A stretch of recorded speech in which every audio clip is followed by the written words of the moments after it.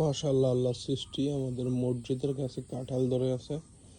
ঘটনা হলো, রাস্তা দিয়ে যখন যাইতেছি কাঁঠালের ফাঁকা গন্ধ, কি সুঘ্রাণ! কোন কাঁঠালটা ফেকছে এটা তো বোঝা যায় না, মোটামুটি সুঘ্রাণ আছে। পাকা পাকা পাকা, কোনটা পাকছে? এই তো পাওয়া গেছে, এটা পেকে গেছে। ইয়েস, এটা নরম, এটা নিতে হবে।